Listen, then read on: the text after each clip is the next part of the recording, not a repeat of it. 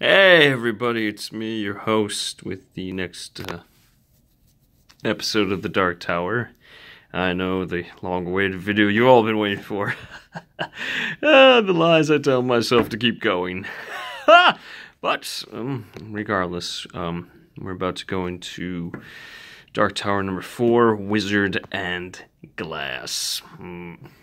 So, I skipped out a part of the first book because I've been saving it for this particular video volume. It's let's talk about Roland's test of manhood, and I'll get into that in a second or two. If you haven't been seeing our sponsors that I've been posting on the Twitter page, check out our sponsors.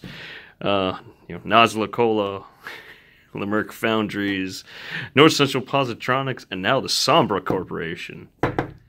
There we go. So where was I?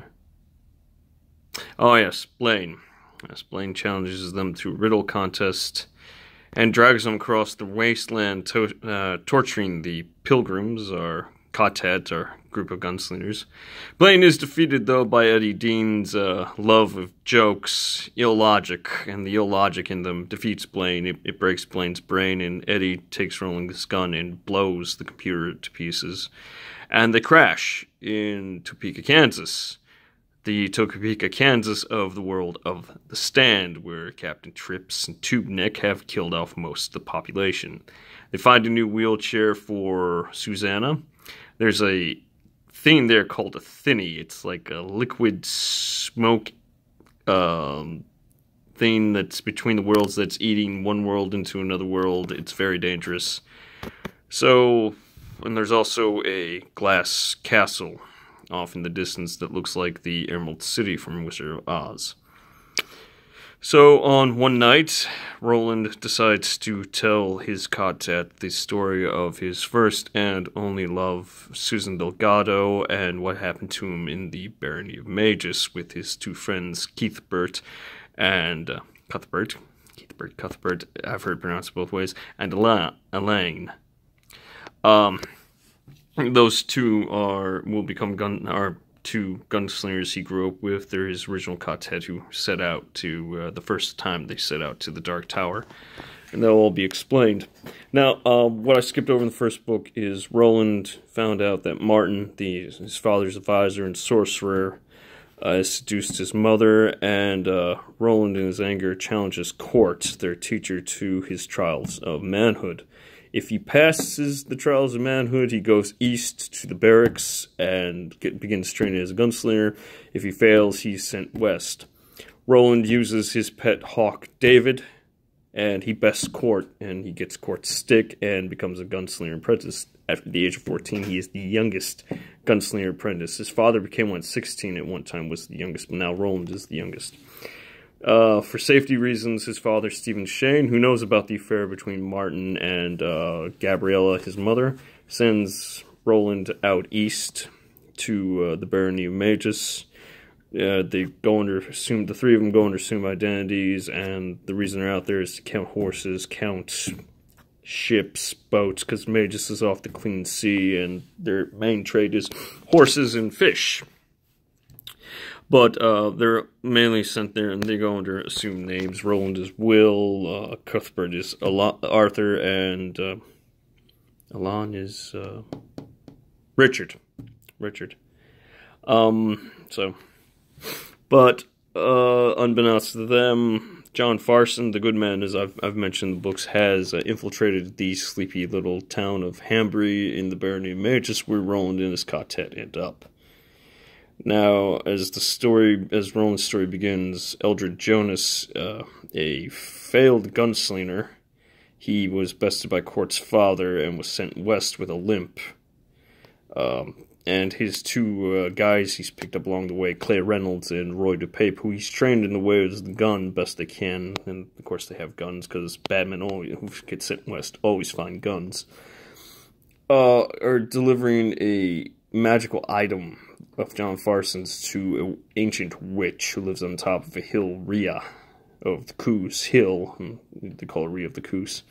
What this glass ball is the wizard Merlin created 13 balls of different various colors to represent the wizard's rainbow, which has 13 colors in it. This particular ball that they're giving Rhea is the pink ball. Now, the pink ball, for all intent and purposes, shows people at their most worst.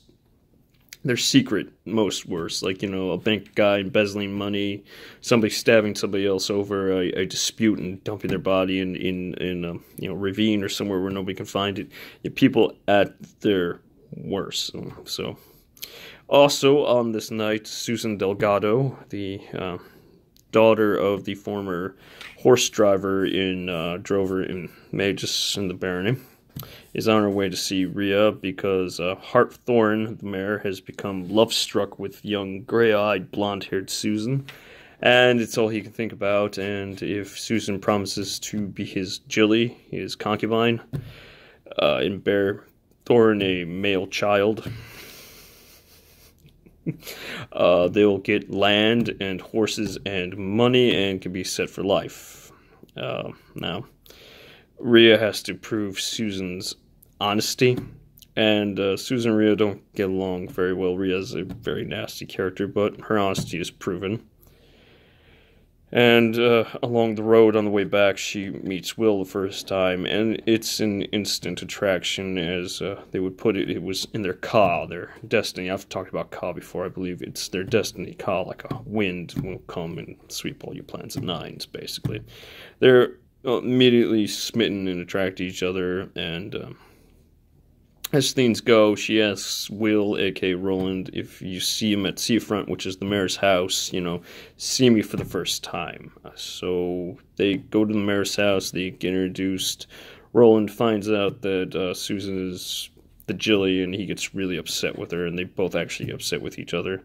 Now, the mayor's right hand, Kimba Reimer, Herkimer Avery, the sheriff, and a bunch of the big horsemen are in league with John Farson, along with the three coffin hunters. That's Eldred, Clay, and Roy.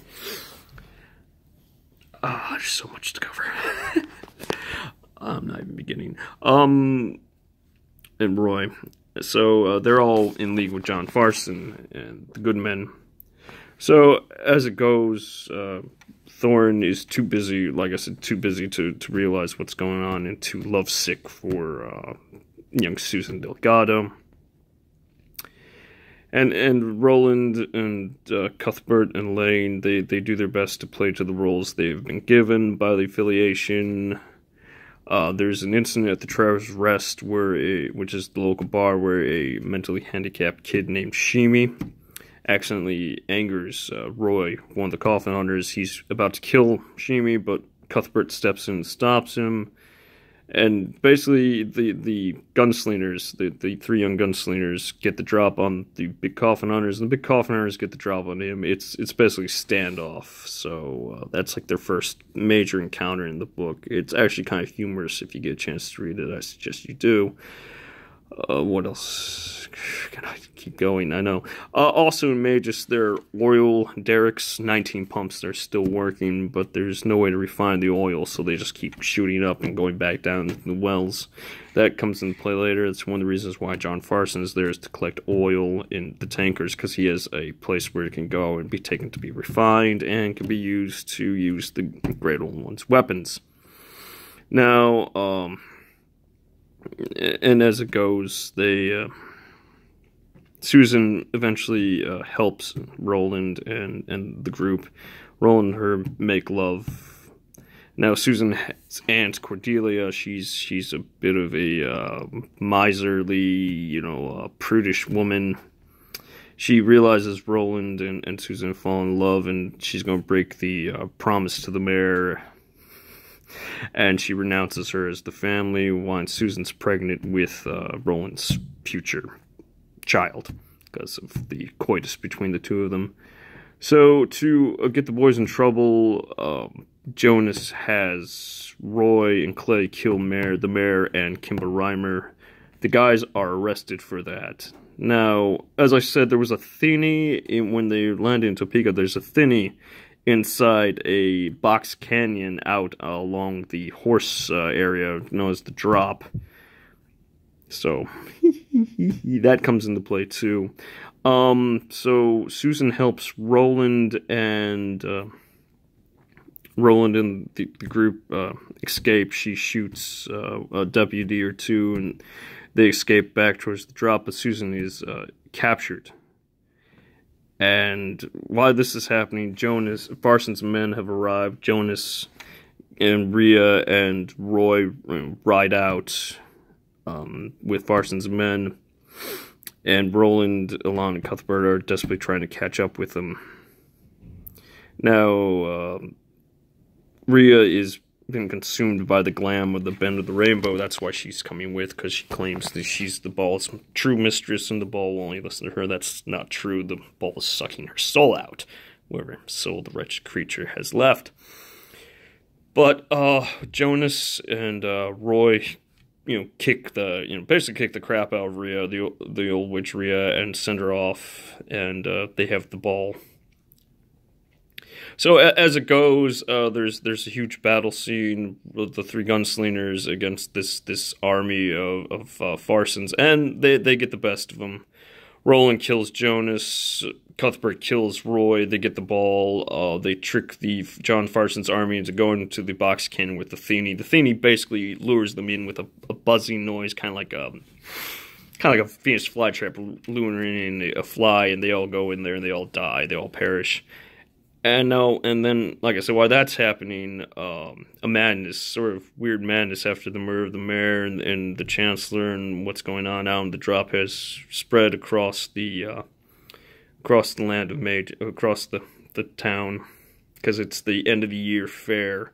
And they burn scarecrow men called Chary men, when char in the high speech means death.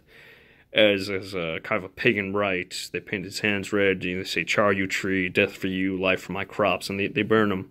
Well, spurred on by Cordelia has gone off a rocker, and Rhea comes to Cordelia and sucks blood from her to revitalize herself, her youth, and herself. And spurred on by this madness with the Cordelia and Rhea, they decide to make Susan pregnant with Roland's child, the next Chary man, and they paint her hands red. They ride her out to the middle of town, and they burn Susan, pregnant with Roland's child, at the stake. Roland watches this up at the canyon inside the wizard's glass, the pink bend of the rainbow, and his soul gets sucked into the rainbow, and that particular bend, and it brings him to the Dark Tower for the first time. It tells Roland the Dark Tower fall, and that's when Roland swears with all that he is that he will stand and protect the tower, and the tower will not fall as long as he has breath in his body. Now the boys, they sneak off back to Gilead, where they're from, with the pink bend of the rainbow. Roland takes a while to recover. Rhea has one final trick for her. When her mother comes in to apologize to Roland because she made him a belt, the ball lights up, glams, and Roland sees Rhea, and he shoots his mother by accident. The belt Roland wears on their trip is stained with his mother's blood because he's only extended it over the years as a reminder of what he's done. So that concludes Roland's story of his first love. I know I'm abridging parts, but you'll read the books for more detail. I always had this one scene, because he said he saw Rhea twice after, and there was always, when Roland was quiet, there was always blood. I always had this one scene I imagined of Rhea's dead, bullet-ridden body up at the Coos, and Roland, Alon, Cuthbert, and another gunslinger friend of theirs, Jamie, staying there in the doorway with their guns drawn, smoking. It's always given me comfort. So, as it turns out, the Emeralds, they make it to the Emerald City, and inside is the TikTok Man and Randall Flagg. So, Eddie and Susanna shoot the TikTok Man, and Flagg and Roland have a bit of a standoff. He enchants Roland's guns, but he can't enchant Jake's Ruger he brought from his father's desk. So, he tells Roland to cry off the tower and have a nice day, and disappears. And thus ends the segment of Wizard and Glass. Tell me your thoughts, your feelings. If you were the gunslinger telling the story, and you were young Roland dealing with mages, how would you have done it differently? What you would have done differently? And what you would have done with that pink bend in the Wizard's Rambo. Join us next week, of course, for The Dark Tower 4.5. The Wind Through the Keyhole, which is Roland telling another story of his youth to his quartet, which was just a fun story. As always, I'm your host. Please comment, like, share, subscribe if you haven't, and I will look forward to seeing and hearing from you either in the tag or in the comment section.